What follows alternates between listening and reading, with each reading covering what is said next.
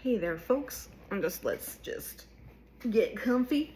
So today's video, one of the last ones in the month of letting go, which happened a while ago, but we're getting ourselves back on track. This video is about forgiveness because the last week was about the art of letting go, and we're going to be discussing the three powerhouses of letting go, and the first one is forgiveness. Forgiveness is not about other people. It's not just for other people. It's mostly for your own peace. Forgiveness helps us release the emotional and psychological burdens that we carry around with us that weigh us down, and it allows us to reclaim our sense of well-being. This involves not only letting go of anger, which can be hard, but also realizing that the person who harmed us may not have been fully aware of the suffering they caused. Or if they are aware and we're trying to hurt you, because some people do that, it helps to recognize that they themselves are in pain. And when we recognize that hurt people, that they're hurting you because of them and what they're feeling and what they're going through, it is easier to depersonalize. I'm not saying it's easy. Not saying it's easy. I am still very much working on that with my father. But when you recognize someone else is in pain and that's why they're lashing out at you, it makes it easier to step out of it and be like, this isn't actually about me. It's about this person, and I can have compassion because they're in pain. And I can do that with my father. It's just that it doesn't help as much as I would like it to. I go back. It doesn't matter. I go back and forth, but that's just what we do.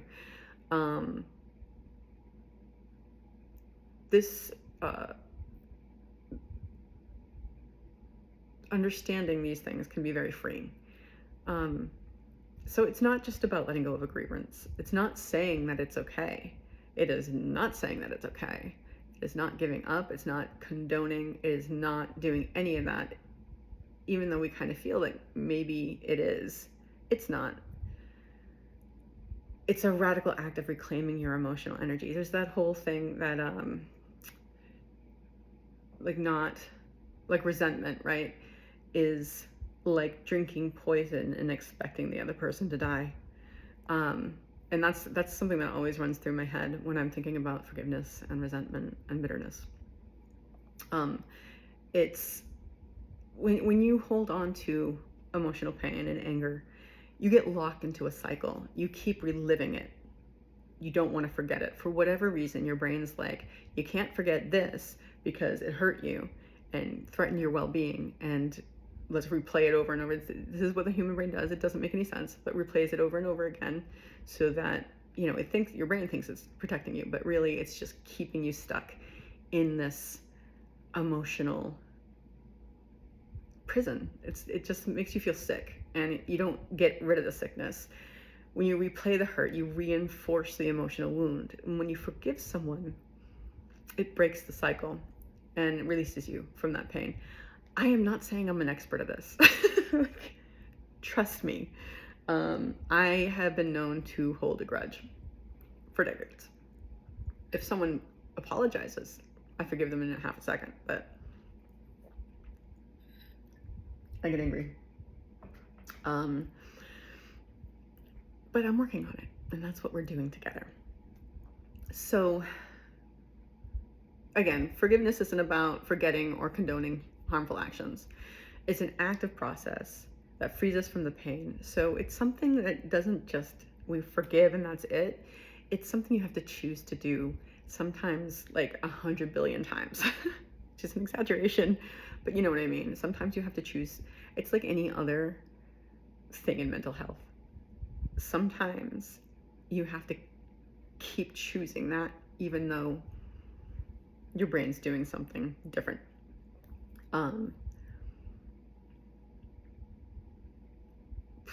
When we forgive, I'm looking at my notes, we break the cycle of hurt and retaliation, and that's when we can heal.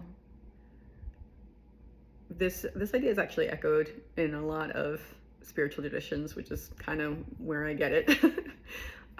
Forgiveness is less about absolving others and more about liberating ourselves from the shackles of bitterness. And it doesn't mean that you forget the hurt, and it doesn't mean that you even reconcile with the person. It's about recognizing that holding on to anger is keeping us stuck, and it's not good for us. And we're punishing ourselves for something someone else did to us. We're re-victimizing ourselves. And by releasing all that anger, we open ourselves for healing. That energy leaves us, and that opens the space for healing energy, right? It creates a space for peace, as Desmond Tutu once said, both within ourselves and in our relationships. So, yeah, we'll talk about that in a minute. Okay. Now, one of the things that's most important for us to do is to forgive ourselves. And that is often the hardest person to forgive. I know I have a very extensive experience in punishing myself and not forgiving myself. And it's still something that I'm working on. And I've been working on it for years. But it's important. Because the guilt from past mistakes or regrets or just what unskillful actions, it's crucial for emotional health. You can't hold on to shame and embarrassment and guilt and move on with your life, because you won't ever, you don't have respect for yourself. You can't. Especially when you allow it to consume you, like I did for a decade. Don't do it, guys. Don't do it. It's not good. And even if you think you deserve it, you got to start working and do it anyway. Just start doing it anyway. Because it'll happen eventually. Even if you don't think, you just got to repeat it. Learning to forgive ourselves means we begin to heal like the deepest inner wounds. I know. So my experience with this, I'm trying to make this a little bit shorter, but for me, it was a major reason I fell into the depression that I fell into most recently. Because, when you have a mood disorder, you kind of always have depressive tendencies or whatever. But the reason I did that is because I self-sabotaged several opportunities in a career that I had been working towards since before I could speak. It was my dream, and it never occurred to me that it couldn't happen. And because I knew that I could get through anything. I knew I could overcome any obstacle, because this is what I was going to do. This is what I was meant to do. And it's really important. But when I got to the point where I created several really great opportunities for myself, I sabotaged each and every one. And I started getting very, very angry at myself, because I realized I can overcome everything outside of me, but I can't overcome myself. And that, I hated myself for a very long time, replaying the shit in my head. Why did you do this? What the hell were you saying then? Why didn't you just get on the fucking train and go down there? Like all these, like, oh my God, you could have gone there, you could have done this, like, oh my, like over and over and over and over and over again, every day, multiple times a day, sometimes like all day long. You have to let go of that shit. And if it helps, because, if you were like, oh no, I deserve to be punished, you've been punished enough. You've punished yourself enough. And that too is hard. It's hard. It's hard when you hate yourself to forgive yourself. It's a struggle. And I'm just here to tell you it can be done. It takes time. It takes effort. It's not done all at once. And, it's ongoing. But once you start on that path, you can start releasing yourself from these burdens, these things that just get you stuck. I couldn't move. I couldn't hold a job. I couldn't get out of bed except to go to work, which I was then fired from. No, we're not going to go, let's put that over there. But I could not get on with my life for like 10, 15 years. 10 years and then trying to get out of it, you know, or working on getting out of it. It's always going to be with us, these wounds, but these wounds prevent us from living our lives and from loving ourselves, which you live a life without loving yourself, and it's just, that's a different story. That's a different one. So even though the past is within us, it's present there, we can overcome it with mindfulness, which we've talked about in great detail. So mindfulness can help us transform this. It's healing our past selves, whether it's forgiving something we did or said years ago. It can free us from these things and help us move forward. The way I did it is what I just told you. I realized, like, fuck, I'm going nowhere. And whether or not I think I deserve forgiveness, if I don't want my life to be like this forever, I need to work towards that.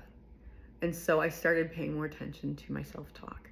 And I started stopping myself in certain places and being like, that's not good. And I journaled a lot. I want to get back to journaling. But these are the things that I did to help myself forgive myself. You know, and I'm one of those people who are very sensitive to it. So like, I wouldn't forgive myself for little things, like really little things that I still have a hard time with. But, cause I expect myself to be perfect, but I'm not. Ha ha ha, newsflash. So that's how I started. And I hope that's useful for you if you're having difficulty with that. Lots of journaling. And just saying, even if I don't deserve this, if I don't want to be here for the rest of my life, I've got to start working towards it. So it's really, this is all this internalized shame and guilt. You gotta have compassion for yourself. Another thing that I did was I listened to the shit that was going on in my head that I was saying to myself, and I imagined saying that to someone else, saying that to a friend, saying to someone, that's someone I love, or someone that, and it was just like, you're being so fucking cruel. Like, I don't even recognize you. I would never, ever say these things to my worst enemy. Ever. Like, the things that were happening in my head, it was torture. And I wouldn't let myself get away from it. But when I started thinking, okay, well, let's pretend I'm saying that to a friend or someone I love. Like, if I'm supposed to love myself, I cannot be saying these things to myself. So that helped me too. And I hope that helps you.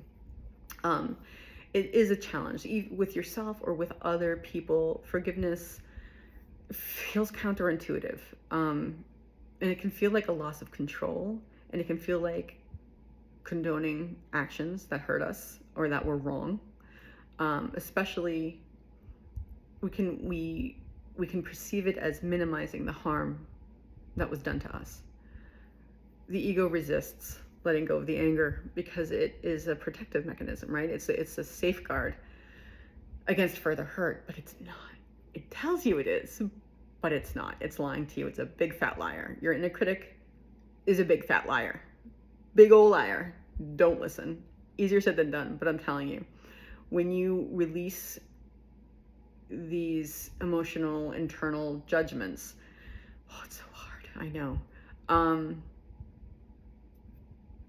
You become more free. Anyway, so the reality is the attachment to pain is what we have to let go, not the person's actions, not who they are, it's about releasing our pain, which has a lot to do with accepting and surrender, which is something we'll talk about next week. So looking at my notes. It's self-inflicted. Forgiving anyone is like forgiving ourselves. It's all happening inside of us, right? And it's a matter of being like, whether or not they meant to, whether or not I meant to. If I didn't mean to forgive myself, I need to forgive myself because I didn't know. And if you don't know something, you can't really blame yourself for it, right? And even if you did know and you did it purposefully and you're like, oh my God, I'm the worst person in the world, you learned from it, right? And you wouldn't do it again, hopefully. And also recognizing that you did it because you were hurt. Hurt people can allow yourself for self-compassion. Self-compassion is so important. So it's not, even though we feel like sometimes it's about giving away our power, it's not. It's about reclaiming it, reclaiming this energy that we're sending out, this angry energy. And choosing to forgive, you actually retain control over your emotional health and allow the past to kind of dissipate and not allow it to control both our present state of mind and our actions. So that's what I have to say about that. I am going to let you guys know that I am grateful for this forgiveness thing, even though it's really hard and you got to work at it. Although I hate saying it's really hard because I don't want to put that into your head.